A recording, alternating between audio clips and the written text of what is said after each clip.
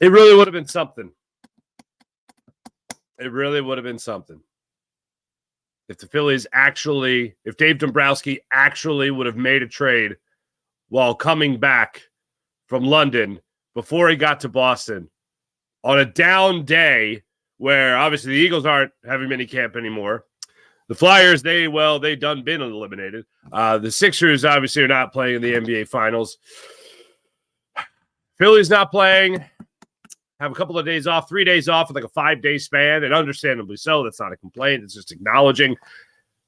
Dave Dombrowski coming up with a Luis Robert Jr. trade on another off day would have been spectacular, yet Philadelphia, Buster Olney, Philadelphia fans everywhere, Philadelphia fans throughout the UK, maybe brand new Philadelphia fans, Philadelphia Phillies fans that are just teased.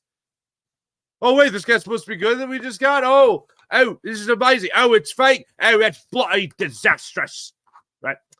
That's my perfect impression of brand new Philadelphia Phillies fans from the UK. And unfortunately, it turns out to not be true. It was a great hacking. If you're to really respect a hack job, this was a pretty amazing hack job. I'm not condoning it. I'm just saying if you're going to do it, this was pretty good. We have a number of tweets by the hacker of Buster Olney's account. As devastating as it is to be teased, I'll call this the great tease of 24, the great Luis Roberts Jr. trade tease of 2024. It just adds a little bit more drama to what has been an incredible Phillies season. Not that we needed drama. I can do without the drama. I don't like the drama. I'd rather no drama. But unfortunately, there was drama, and it ended up just being a ginormous tease to Philadelphia. We'll also talk about a couple other guys that the Phillies could be interested in. I think Luis Robert is definitely someone that they will be interested in, as will just about every other World Series contender in baseball down the stretch. And I just would love for this news to be true. It unfortunately is not. We'll follow the bouncing ball of all the fake news that came out from Buster Olney's account yesterday during the off day. We'll admire where the Phillies are today because there's just something that I stared at yesterday for too long. It's too long staring at a number. But it was just one of those things, like a confused dog with his head tilted. That's how I looked at my phone while looking at what I was looking at yesterday. I knew it was real. Still, the ability to comprehend it is very difficult. We'll look at your Philadelphia Eagles during this low point, if you will, a couple of Phillies prospects to spin it back to baseball. And there is one thing that I realized yesterday at the conclusion of Game 2 of the Stanley Cup Finals that has me in a bad place. It has me in a very, very bad place. And I'm just going to come out of the gate with it right now because I really don't want this to happen, but I think it's going to happen. So as grateful as I am that the Philadelphia Phillies exist and the Philadelphia Phillies season is as amazing as it's been, and as much as I enjoyed, albeit a split, as much as I enjoyed the London series and seeing all the Philadelphia fans over there having a great time, much as I just loved every ounce of that, as much as I'm excited for the Philadelphia Eagles season. So let me get this straight. Sergei Bobrovsky has not only gone on to have a fantastic NHL career, but he's going to win a Stanley Cup. Okay. And Drew Holiday is about to win his second NBA championship now. Perhaps you're a youngin' watching the program here, and you're taking in the content. Just let's live in this world for a second here. Drew Holiday was the guy the Sixers traded away to start the process. In the process, he has had his own process, and he's about to win 2 NBA championships. Well, I'll say this. If you were trying to lose, well, then trading away Drew Holiday was probably the best possible thing he could have done at the time. Great. But he's about to have a championship. Sergei Bobrovsky's about to win with the Panthers. This is great. This is just beautiful. Thank God the Philadelphia Phillies are off to this incredible start. And that brings me to this uplifting piece of news. This is what I stared at on my phone.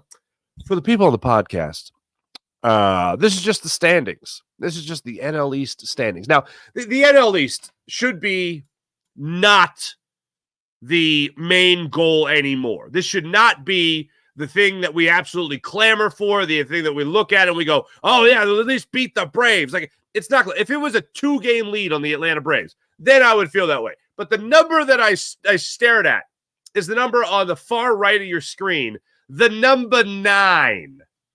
Yeah, that's what I stared at. The Phillies being 9 games up on the Atlanta Braves. I don't know the last time this happened where the Phillies were 9 games up on the Braves, but this is spectacular. Keep your house in order. The NL East is the Phillies' house, okay? The National League has become their mansion, and that's what they own right now, the National League. I know people have referenced this, and they've talked about it. I just mentioned it here. But for me, and I think everyone's on the same page, it's like you don't even look at the Braves anymore. And I did not expect to say that in June of this season. Oh, the Braves, Now, am I declaring the division race over? Yeah, pretty much. But we've seen stranger things happen. I don't expect the strange thing to happen here with this Philadelphia Phillies team. Knock on wood, catastrophes and all that stuff have happened in seasons and ruined historical starts. But the Phillies being on pace to blow their former franchise, well, what is their current franchise record for wins in the season of 102, to blow that out of the water by 10 games is spectacular. My eyes are now on that prize. The NL East at this point feels like a consolation. It feels like if you don't win the NL East, it feels like if you're not the best team in the National League, it feels like if you don't get that number 1 spot in the National League playoffs, it feels like the Eagles' end of the season. Now, if the Phillies get to September and people are starting to knock on that door a little bit and they end up falling all of a sudden back to a wild, not happening, that'll be the Eagles' season. But it feels like if they do that now, if they do that now with some historic collapse, you're like, but that's the Eagles season. But I bring it up for this reason. The Eagles had that historic collapse, which we all horribly, unfortunately, remember.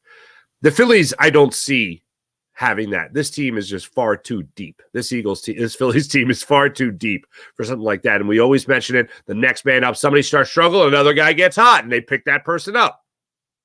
When you have David Dahl putting you ahead in games, it kind of makes you feel good about your odds through the rest of the season. When you have Edmundo Sosa taking over for Trey Turner, that kind of and producing the way he's been, that kind of makes you feel better about the rest of the season. When you have the best pitching staff in baseball, that kind of makes you feel better about the rest of the season. When the run differential has been fantastic throughout this year, that kind of makes you feel better about this season. For me, I'm feeling pretty confident that the NL East isn't even a thing anymore for the Phillies. It's all about the number 1 spot in the National League. That has become the new apple of their eye, the very obtainable apple of their eye, which they have enjoyed for the last 2 months of this baseball season. The number 1 reason I feel like this is not heading to a collapse is because you just have the depth on this team. And I do feel that Dave Dombrowski is going to make a move, a very significant move before the trade deadline, which is about 5.5 weeks away. That, for me, is going to be the deciding factor in all of this. I don't want to see a huge move. Luis Robert Jr. would certainly be a significant move for this team. And it's also the perfect place.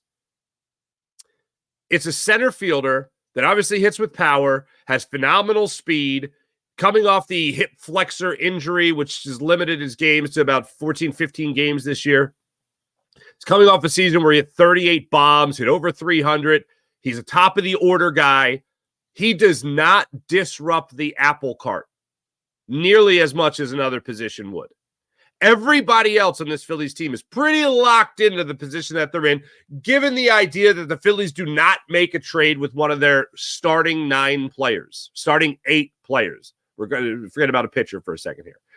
That, to me, is going to be the biggest factor in the decision made by Dave Dombrowski. This team is extremely close. One big move for a lot of talent, but a personality that doesn't mesh with this locker room, with this clubhouse, could be a big issue. Luis Robert has had hustle issues in the past. I feel like you can say that about a lot of different players at some point, but you can't deny the talent. The reason I don't see him upsetting the apple cart is because I do believe that this bond in the clubhouse is extremely strong. Your weakest spot when you combine both position and spot in the lineup, or should be power in the lineup, is your center fielder in Johan Rojas or Christian Pache. The combination of both is your weakest spot. You put Luis Robert Jr. out there in center field. You have a solid center fielder. You obviously could just move Brandon Marsh to be your normal left fielder. You could also have Johan Rojas out there and Christian Pache out there. Maybe 2 more times during the season, you have Kyle Schwarber out there. But it's the weakest spot, your center field spot. You shore up that with talent and a guy that will most likely mesh in the locker room, in the clubhouse, then you're fine. That's why I like this move. It's not displacing Bryson Stott or Trey Turner, who might come back this week, by the way. It's not moving Alec Boehm. It's not obviously moving Bryce Harper back to the outfield. I know everyone doesn't like Nick Castellanos. I'm okay with Nick Castellanos. It might move him down in the order a little bit more. In this lineup, Luis Ariz might be giving Alec Boehm protection. I mean, think about this. If you have righty versus righty, but you have that kind of power, he could bat wherever you need him to in the lineup, essentially. We think the Phillies have a stacked lineup now, and oh boy, do they. Luis Robert Jr., just did a Philly thing, pluralize his last name. That would be incredible. The unfortunate thing is that it's all fake. If you didn't see it yesterday, and here's where I'm at, and I caution usually my older relatives when I get a text message about a trade that I don't believe. They sent me this thing yesterday. I see it on social media as well. I click on Buster Olney. I'm like, what else has he got on this? And then I'm seeing the other things like, I don't know I swear I didn't even know who I hacked, but who is this Buster? That's pretty funny. Also, Buster Olney hates the Mets. That's hilarious, too. Great hack job by this person. That is pretty funny. The Inquirer.com later puts a story out there saying, no, the Phillies aren't trading for Luis Robert Jr., but Buster Olney's hacker did bring some pretty good laughs. And he absolutely did. Or she absolutely did. I would love for this to be true. I will say when they do trade for him, it's not going to be inexpensive. It's going to be very expensive.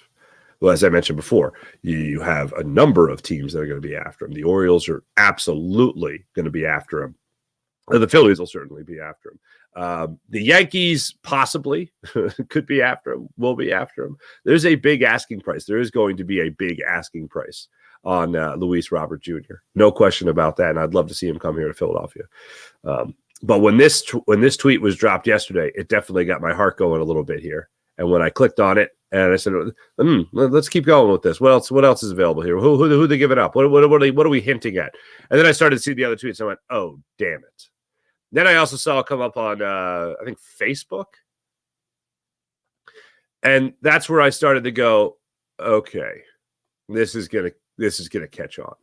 And normally what I'll see with a lot of my older relatives when they send me stuff like this, or older friends of mine, I'm like, nope. If something's coming out like that, always be suspicious. Make sure you continue to follow it, or look at the tweet, go up through a couple of more tweets. First off, realize whether or not it is. The first thing I usually look at is followers, which made me go, oh, wow, it's all Buster Olney's followers on there, so it wasn't a fake account. And then I saw the hate the Mets thing, and I went, oh, damn it. Damn it. What a tease.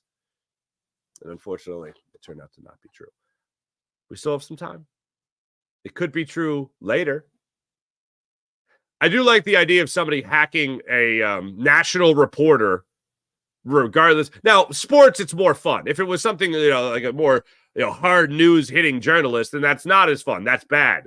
The things that could go out there. But when it's sports, it's kind of fun. And the fact that this person says, I don't even know who I hacked, but who is this Buster? That is hilarious. And I did have a good laugh about that. I know other people have been talking about Mason Miller, the opportunity to bring in Mason Miller. I know we've talked about a lot in our chat on this show. I'd love to see that as well. Just had a rough 2-game stretch where he allowed 3 runs in 2 games late last week. I think it was late last week, yeah. So hopefully he's got that out of his system so he can come in here and help push Gregory Soto out of the way, if you know what I'm saying. That'd be nice. But the Phillies aren't going to be making a move anytime soon. I think Aiden Miller getting promoted to Clearwater is a good thing. But as far as any other big move, I don't see that happening before the trade deadline. I think the Phillies, what they're waiting for is obviously the final asking price getting asked, which is going to be at the trade deadline. And then I think they're also waiting to see where they're at with Trey Turner when he comes back. Johan Rojas, Nick Castellanos, Christian Pache are all guys, position players that they're going to wait and see if they can really get things going for themselves. And that'll ultimately have the greatest impact on what they do at the trade deadline. I absolutely will see where they're at with Trey Turner, and my assumption is that they'll be fine. But I think when you get to that trade deadline, the biggest spot that you're going to look to improve in the field and at the plate is center field. Bullpen, I have no doubt in my mind that they're going to add a bullpen piece. And that guy's going to come in and most likely push Gregory Soto out.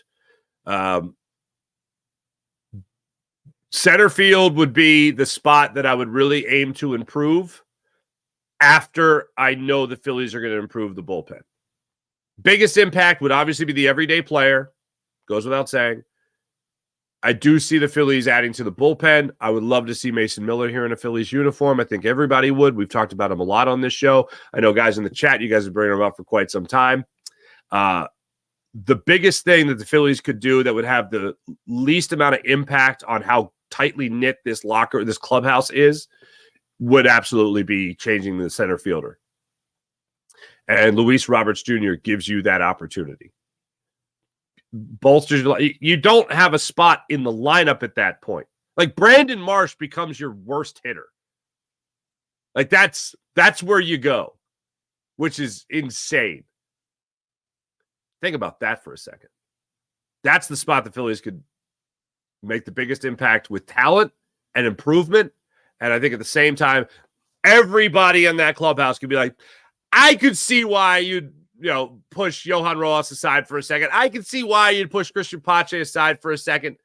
If you push Brandon Marsh out, if you push Nick Castellanos out, if anybody else, I think there would be a little bit of a ripple effect there in the locker room. And then maybe, who knows, maybe then Luis Robert Jr. comes up there and smacks a 340-foot or 440-foot home run. And they're like, okay, fine. Yeah, no, you know what? All that stuff we really loved about Nick Castellanos, that's fine. That's fine. It's the least likely spot to have a negative impact on the clubhouse. And one thing I always try to keep in mind here, and I try to advise people with, we're not playing, 2K. All right, we're not playing in football Madden. Like, these are people. They're not just digital creatures. There's personalities, and personalities matter. The biggest example of that would be with the manager, going from Joe Girardi to Rob Thompson. And I loved how during the national broadcast in both games, they acknowledged Rob Thompson's impact in the clubhouse and how much of a difference it was between Joe Girardi and him, giving the team back to the players, allowing them to lead, but being that voice of reason when they need it. That is the overall atmosphere that Rob Thompson has created. That atmosphere also exists within the players. You take one guy out of that, you could disrupt the apple cart. This isn't just like, I forget the rumor some years ago about, trade Juan Soto for Bryce Harper. No big deal. Like, that to me is playing 2K. That to me is forgetting the leader that Bryce Harper is, the connection he has with this city, the confidence he inspires within the fan base. You can't do that. You're talking about untouchable. He's untouchable. I wouldn't want to trade him. Would you? I wouldn't. He's pretty good at baseball, first and foremost. And second, he's the leader of the team. Trading Kyle Schwarber, you might think, I'll trade a 230 hitter. Fine. He's not going to hit 50 home runs this year. He'd be lucky to get to 35 at this point. Yeah, but he's a huge leader in this clubhouse too. That would disrupt the apple cart. And it ain't happening. I'm just saying it's all as an example. But yesterday definitely got the wheels turning as far as potential trades. When we look at Mason Miller, we look at Luis Robert Jr., potential prospects that could be moved to the process. It's all something that really started getting the wheels turning in my brain. But on behalf of the Hacker, I'd like to apologize to the Philadelphia fan base for having that tease moment. Because certainly when I saw it, I went, Oh, click. Scroll. Ah, damn it. That's a shame. That's a shame. Yeah, that is not great. Not great. This story, I do recommend this story, though, because it does bring it all together on Inquirer.com. It was fantastic. They did a great job putting that together. Yesterday, I know we got into this conversation when it came to your Philadelphia Eagles, and I didn't get a lot of responses in the chat to it. And I am really curious here because I know how I feel about this. And I'm not sure if it's paranoia or if that I just have so much confidence in the talent on the Philadelphia Eagles team. And it ties in with the trade deadline in baseball in the same vein that I was talking about Rob Thompson and Kyle Schwarber and Bryce Harper. And that's disrupting the apple cart and whether or not talent will overcome dysfunction. And I think that's an extremely hard thing to do for talent to overcome dysfunction. I've said it 3 times. This will be the 3rd time actually on the show. This is the biggest pushing aside of a still employed person since Howie Roseman was put in the broom closet. What the Eagles have done this year with Nick Sirianni, it is beyond obvious. I'll be on Birds 365 a little bit later today with John McMullen and Xander Kraus talking about this. But is the talent on the Philadelphia Eagles good enough to overcome the dwindling responsibility of the head coach? You've heard A.J. Brown last year when he broke his media silence come out and talk about how Nick Sirianni is the guy he rides with. Nick looks out for us. Nick tries to take blame. It's not his fault. It's our fault. The interception at the end of the game against the Seattle Seahawks, that was on us. That wasn't on him. We were improvising. You've heard Jason Kelce on his way out, Fletcher Cox on his way out, really endorsed Nick Sirianni, but both those guys were on their way out. They can say all the nice things in the world about him. They're not going to be like, yeah, they should have fired that guy anyway. Deuces. Like, that's not going to happen. As funny as that would be, it's not going to happen. So this seems to be a wildly dysfunctional coaching situation where you've had the dwindling responsibility of the head coach that I've highlighted many times, not going to go through the bouncing ball again with it. Is this a better way to do this? With Kellen Moore just essentially running this team like it's 2 separate teams, Kellen Moore running the offense, installing his terminology, installing his philosophy, having 95% of an offensive shift. Is this the better way to do it offensively? Is taking the Vic Fangio love and admiration and homage to Vic Fangio's defense go from the homage to the actuality of being a Vic Fangio defense? Well, Nick Sirianni is just there to be like, let's go, guys. Hey, good hustle. Let me tell you about Flowers, right? Is that really the way? Is this a good idea? Because when I hear Jalen Hurts give the answer, to allude to it again, that he gave on Thursday, about what Nick Sirianni has done, what does it say about him and his ability to adapt and change offenses? I've heard it a couple of more times. I heard some people relate to the party with it and all that stuff, and I'm hearing different takes on it. And I really, the most glaring takeaway for me is that Nick Sirianni started out like, I'm not a high horse by any means, but this is the head coach, play caller. And then ever since then, he's gotten closer and closer to that broom closet. It's a very similar broom closet that they actually tried putting Doug Peterson in. And Doug Peterson's like, yeah, I'm not going in the closet there. I want a Super Bowl. All right, you could back the hell off. I'm going to take some time and I'll get a new job. See you later. Nick Sirianni, not having that Super Bowl victory in his back pocket, is like, yeah, I'll right in here. Open it up. It smells like mold in here. That's the difference. So is the talent on this Philadelphia Eagles team, then you could include the coordinators in this. Coordinator with Kellen Moore, coordinator with Vic Fangio, the talent they have on defense, the talent they have on offense. Is this enough talent to overcome what seems to be a hell of a lot of dysfunction? My most optimistic point of view on it is very simple. I didn't want Nick Sirianni back. If he's not calling plays, if he's not going to be in charge of the offense, if he's supposed to be this great rah-rah leader in the locker room, then how the hell do you go down in the flames in the final month of the season, month and a half of the season? How's that happen? If you're telling your players before a game against the Giants to end the season that the game very much matters, go out there, play the best football you could play, and we could ride that momentum into the playoffs. If that's what you're thinking, how do you put forth that effort in the first half? How does that happen? If you're even a good offensive mind, and you see Brian Johnson struggling with play calling, how do you not take that responsibility back? To me, that was the biggest red flag to me before the collapse. The biggest red flag to me was before the season started.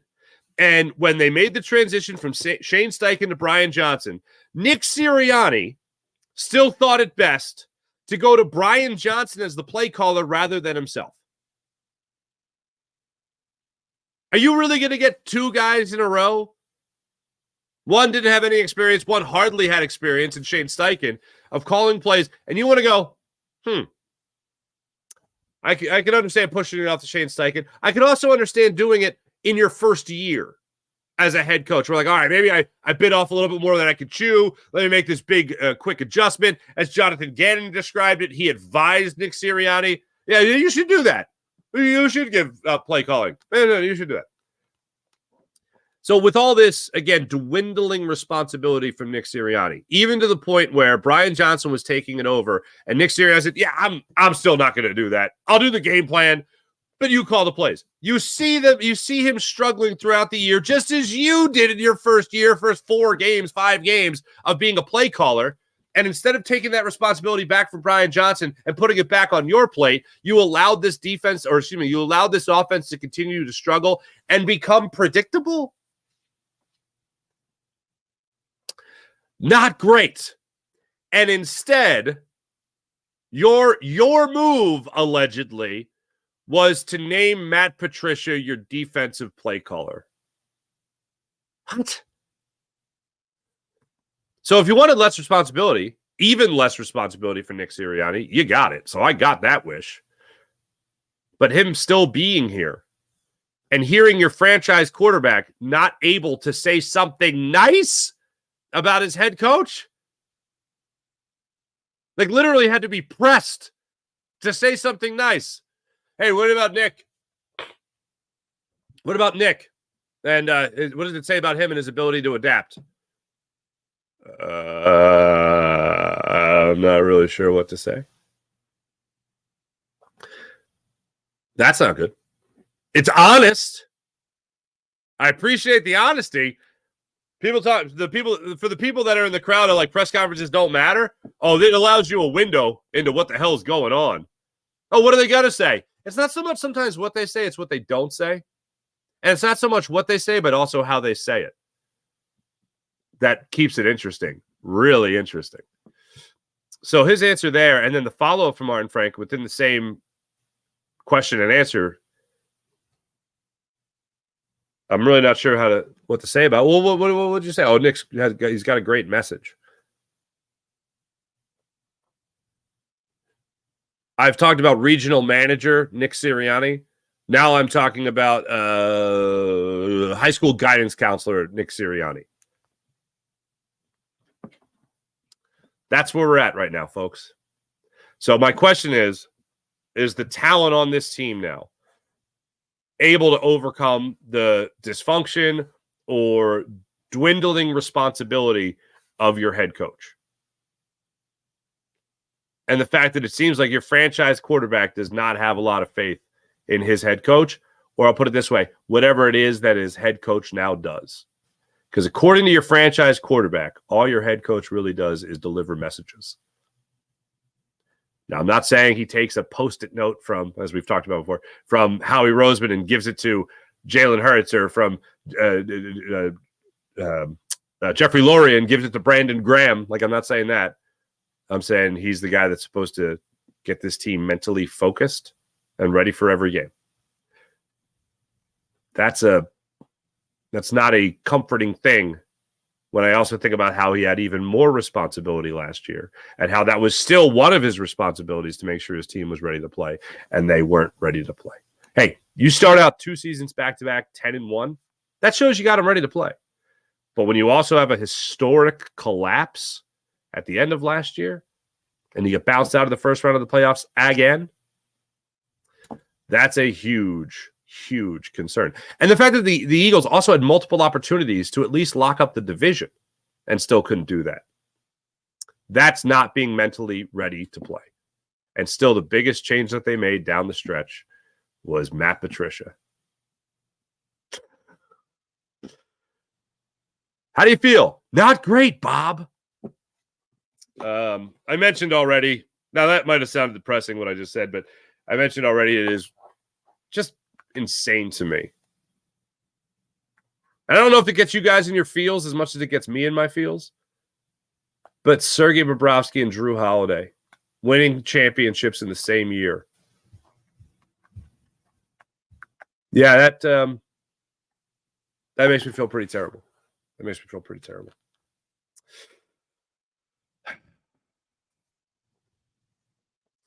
Let me tell you about MyBookie. MyBookie.ag.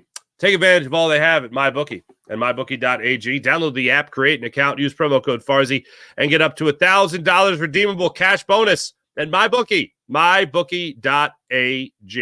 MyBookie is fantastic if you want to bet on the world of baseball, want to bet on the world of basketball with the NBA Finals going on, NHL Finals as well. You can bet on it all at MyBookie. MyBookie.ag. And hey, betting on sports isn't your thing. Maybe you're a TV buff. Maybe you like yourself some television. You can bet on the world of television as well. You can also bet on the world of politics. That'll be fun. Do it all at MyBookie. MyBookie.ag. Use promo code Farzy. When you create an account, you get up to $1,000 redeemable cash bonus. How about the Game Time app? Download the Game Time app to your phone, create an account, use promo code Farzy, and get $20 off your first purchase on the Game Time app. Here's what I love about the Game Time app. They're flash ticket deals. They're last-minute ticket deals. They even have ticket deals for an hour after the event starts for mega huge Kajunga savings on the Game Time app. You can also preview your seat before you buy it with a panoramic view, so you know exactly what you're getting before you buy it. They also have the Game Time Guarantee, which is awesome. The Game Time Guarantee means that if you find tickets in the same section or row for less money, Game Time will get you back at 110% of the difference if you find tickets in the same section, same row, on a different site or app. They'll refund your account 110% of the difference. So download the Game Time app, create an account, use promo code Farzy, and get $20 off your first purchase. It's just that easy. Enjoy it all on the Game Time app. That's the Game Time app. Download the Game Time app, create an account, use promo code Farzy. Also, make sure with the Game Time app, you're having yourself a wonderful time.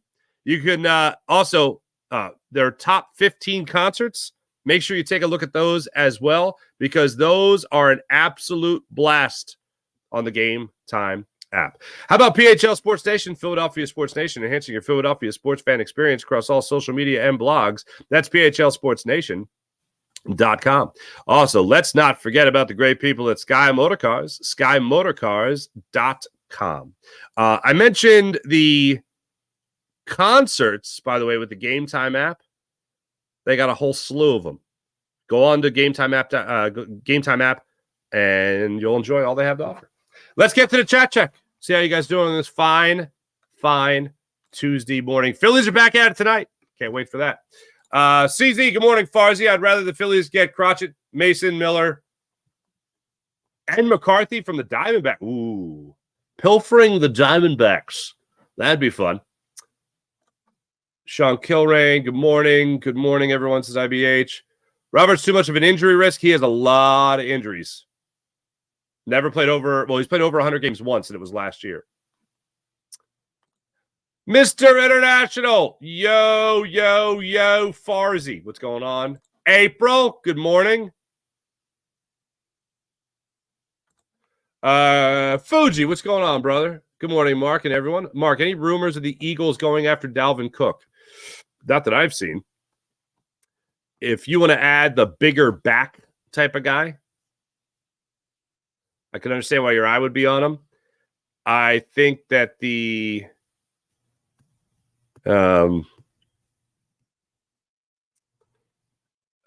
running back position is settled with Saquon and Kenny Gainwell, and then whoever's next. Insert young guy. I don't think they're going to go veteran. They could. I don't think they do it. Fuji goes on. I blame Paul Holmgren for trading Bob. No. Oh, for Steve Mason. Yeah, he's who pulled the trigger on it. I blame, and I hate to speak ill of the dead, I look back on Ed Snyder, and everything I heard at the time was Ed Snyder really wanted Ilya Brizgalov. Wow. Humongous big. The universe, humongous big. And he really wanted that veteran goaltender in there and didn't want to wait for anybody to develop. So they made the deal. That's how I remember it. Daniel, good morning. Twiz, what's poppin'? Jason A, good morning, fam. Farzy, I have a bad feeling about the Eagles this year. This whole Jalen Chiriani, a.k.a. Nicky Kotite. Wow. I love the amount of nicknames that we've come up with on this show. Sean Kilrain had the Chiriani. We got the Nicky 3 buttons I think we had on this show. Nicky Kotite. Jason A, I think that's a great one. James Alexander, what's going on? Good morning. On our way to, you're going to Boston. That's awesome. Fenway, I assume, for the Phillies series. Fenway's awesome. Love Fenway. Enjoy a drink or two at the old Cask and Flagon. Love that bar. We were up there, my buddies and I, going into our senior year of college. We were at Cask and Flagon after a game at Fenway. And we saw that Ken Griffey Jr. was about to hit his 500th home run. It was like Ken Griffey hits home run number like 599, I think it was. Or excuse me, 499. And we're sitting at the Cask and Flagon, and we were going to head back to Philly after a Camden Yards, Yankee Stadium, old Yankee Stadium, and Fenway Park little road trip. And we looked like, where are the Reds playing next? Oh, they're playing the Phillies? And we literally finished our beers, went back to our hotel, passed out, got up early, drove to Citizens Bank Park from Boston, went to the game that night. That was my dad calls me. This is before the age of social media. My dad calls me, hey, you back in Philly? I said, yeah. And he goes, where you at? I go, we're going to the game. He goes, oh, it sucks about Griffey. I go, what are you talking about? I go, they're not playing him. They went on to hit his 500th at home in Cincinnati. But Jim Thome was sitting on the doorstep of 400 career home runs. He hit it that night. And in that game also, there were 2 separate 1 hour and 30-minute rain delays. I want to say either 1:19 or 2:19 in the morning, the game officially ended. I think that was the first time I ever saw a Razor cell phone. Person next to me was recording on a Razor cell phone. Got to get the Razor, man. Got to get the Razor. But yeah, enjoy Cask and Flag. Wait, I'm sorry. Hutch. Luis Robert Jr., I believe, would fall in line with this team leadership. I agree. I hope Dave helps the bullpen with Paul Sewald or Kenley Jansen. Oof. Kenley Jansen. That would be something. Yeah, the bullpen's going to get improved. As great as it's been, they're going to get one more piece for the bullpen, potentially one more piece for the starting 9. Castellanos will still be the worst hitter. Disrespected the beard like that. Laugh out loud. I really like Brandon Marsh. I love Brandon Marsh. But I mean, Brandon Marsh will start out really hot and then cool off extreme. What is he down to now? I'll put it to you like this. I do agree that Castellanos will fall in those spells a little bit more. Where he just can't hit anything for like a month. Brandon Marsh will still be able to come up there and get you some hits. Where's he at now? Brandon Marsh, 265 with a 344 on base percentage. Yeah, Nick Castellanos, 275 on base percentage. Gross. Where's he at over his last couple days here?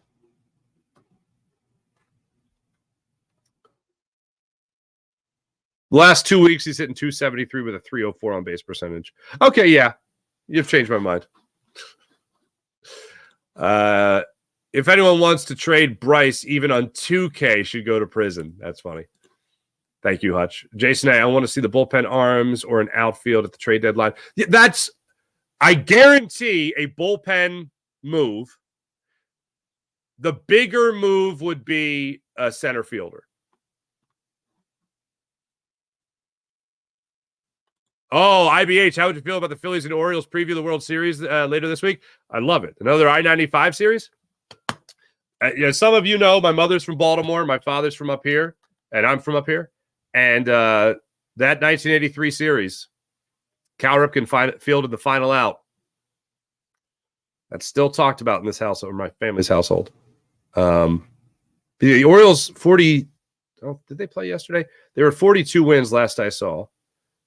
They're one. I mean, just they can rake. They can flat out rake. Can the Baltimore Orioles? I would love it. I do have a soft spot in my heart for the Orioles, but not if they're playing the Phillies. They've won 4 in a row now. They're at 43 wins on the season. They have a series with the Braves this week, so let's go O's, hon. Bust out the Natty Bows for the O's. The Oriole accent. The Baltimore accent is so close to Delco. Oh my God, they're almost the same thing. They really are. But yeah, they're back at it tonight. 6:11. 6:11. 6:35. They play after sweeping the Rays. Did those O's? By the way, that is the exact voice that my entire family sounds like. Yeah, I love it. They actually have something the Phillies don't have. A 20 home run hitter already. Gunnar Henderson still off to that amazing start. It's a season. Having an amazing season. I want to know how the younger players feel about Nicky Kotite. Probably that he's a swell guy. Well, here's the thing. Here's one thing that, and you put it like that, it makes me think of it. They could have a good cop, bad cop type thing as the season goes on with Vic Fangio. If he does start to, I'm not saying that he's gonna wear on players, but if he does wear on players, for instance, if they start off the season really weak, the Vic Fangio thing is going to get old real quick, and Nick Sirianni could serve as the no, it's okay, everything's fine, you're great, right? If Nick has little to say, then we should be okay. It might take some time for the offense and defense to gel, but it's better.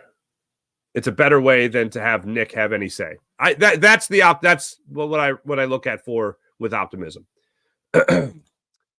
Hutch, with Nick on this team, unfortunately, talent can't overcome this guy, which makes it so hard to get excited for this off season because Nick is still here.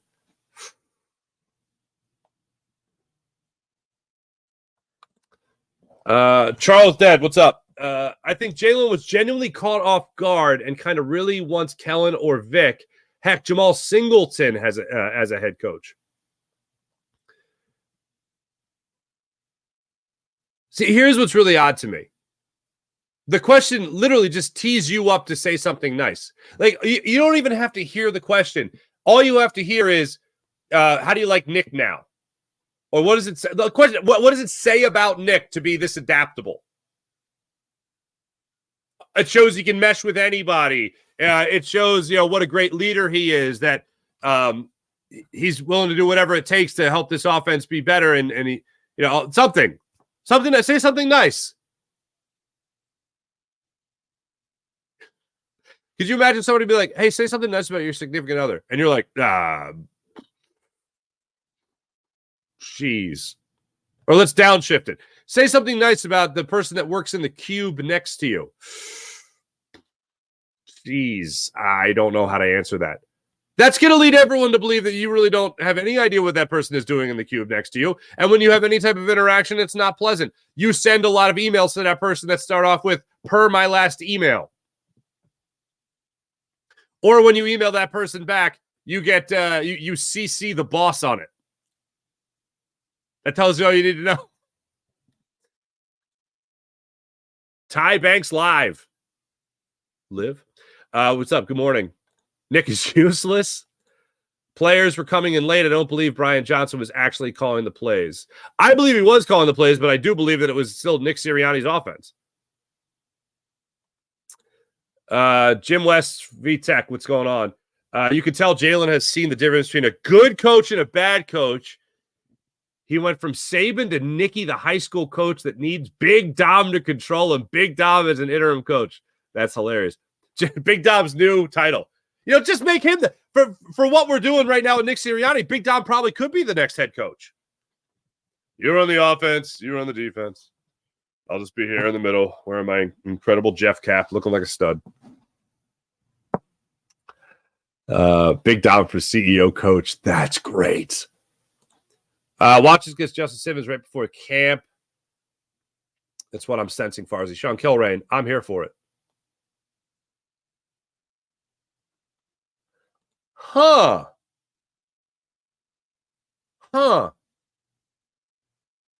That's interesting. Kellen Moore taking over after Sirianni's contract expires.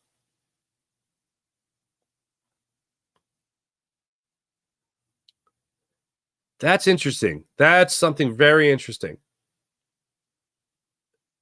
I don't think he's up yet.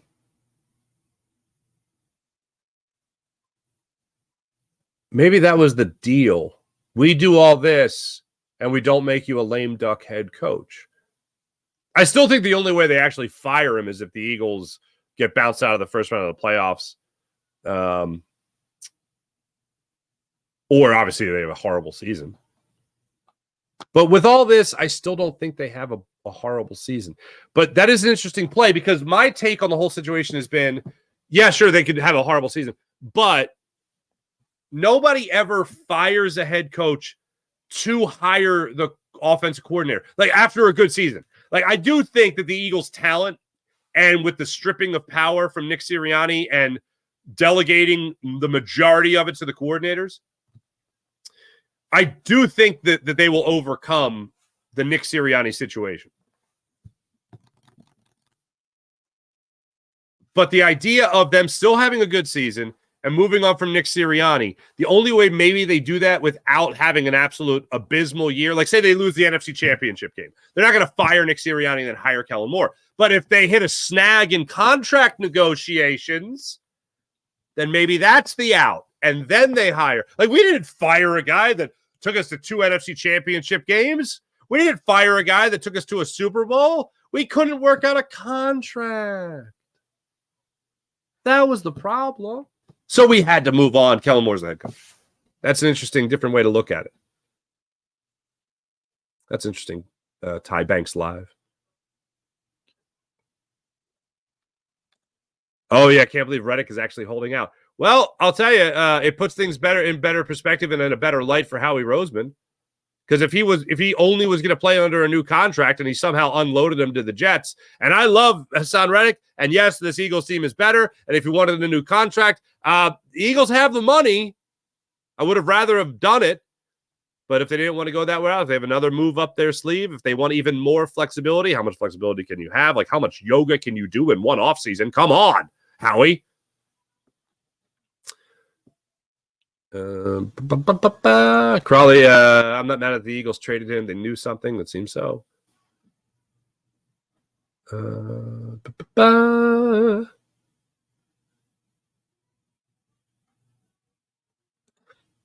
Crawley, I said the reason why Sirianni won't be fired yesterday, it has nothing to do with his talent.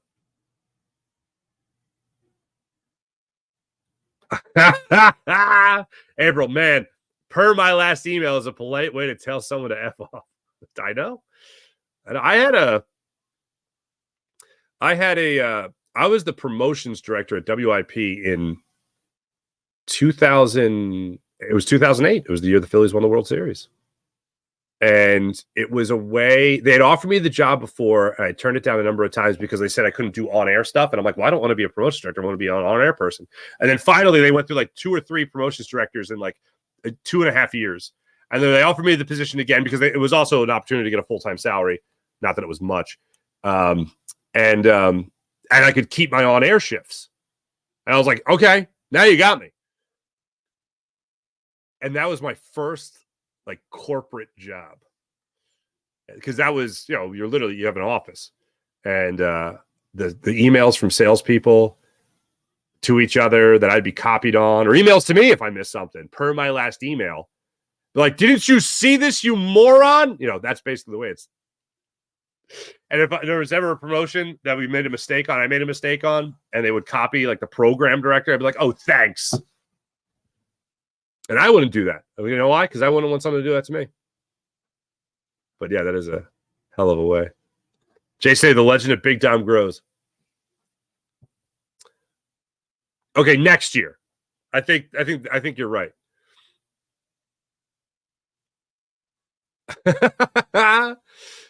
Big Dom, I wouldn't be shocked if he's got a bunch of sandwiches named after him across all of South Philly's delis.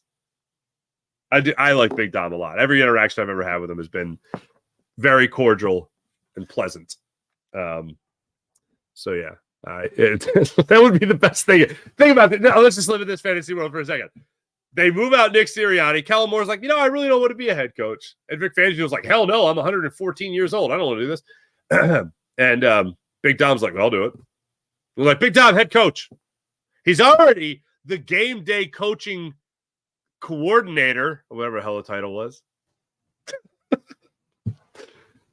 Oh man. Oh, it's so good. It's so good. Thanks everybody in the chat. You guys are wonderful as per usual. Let's get to the morning rush brought to you by Sky Motorcars. SkyMotorcars.com. Let's start off with your Philadelphia Phillies. They're back at it tonight. 7:10 start time. At Fenway Park. They're going to up there. Cutter Crawford gets the start against the Phillies. Zach Wheeler goes for the Phils, 7-3 on the season with a 2.23 ERA. Cutter Crawford goes for the Boston Red Sox. He is 2-3 in the season with a 3.51 ERA. He has been terrible at his job. Over his last 3 starts, Cutter Crawford has allowed 15 runs. Not good. All of them earned. Not good. He has gone 16 and a third inning, literally allowing over a run per inning. That's not great. Oh, excuse me. I'm sorry. Miss Guzzi. 4 earned runs in his last start, 6 runs in total. But he hasn't been good. He's walked 6 in his last 3 games as well. He has not been good. The Phillies should tattoo the 28-year-old right-handed pitcher. As for Zach Wheeler, he's just on fire, coming off a nice long rest for himself. And hopefully we see him just get right back on the dominant train. As it comes to the NBA Finals, however, NHL Finals, as I've mentioned, Sergei Bobrovsky and the Florida Panthers are now up 2-0 on the Edmonton Oilers. It is funny on ESPN seeing Mark Messier involved in the commentary, of course, on Oilers games.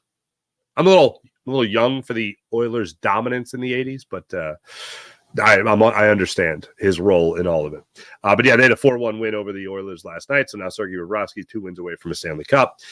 In the NBA, the Boston Celtics and Dallas Mavericks have another off day. They're going to get back at it tomorrow night. The series shifting to Dallas with the Boston Celtics and Drew Holiday up 2-0 on the Dallas Mavericks. Good times. Thanks for watching. Thanks for listening. You guys are spectacular as per usual. We'll be back with you guys tomorrow, and we'll give you all the great reaction to this Phillies Red Sox Game 1. Also, don't forget, like and subscribe on the Locked On Sports Philadelphia YouTube channel with yours truly. Make sure you like and subscribe to the Farzy Show YouTube channel, and of course on the Jacob Media YouTube channel as well. We're all be on Birds 365 coming up at 9:20 this morning with John McMullen and Xander Krause breaking down the Birds. I look forward to John telling me that I am wildly overreacting to Jalen Hurts not being able to say something nice about Nick Sirianni. And how Nick Sirianni is the closest to a broom closet that anyone in the Eagles have ever been since Howie Roseman was actually in the broom closet. Thanks for watching. Thanks for listening. My name is Mark Farzetta. This is the Farzi Show presented by MyBookie, mybookie.ag. I'll be back with you guys tonight on Phillies Postcast on the Locked On Sports Philadelphia YouTube channel, so don't miss that. See you then, and also see you on Birds 365 at 9:20. Bye.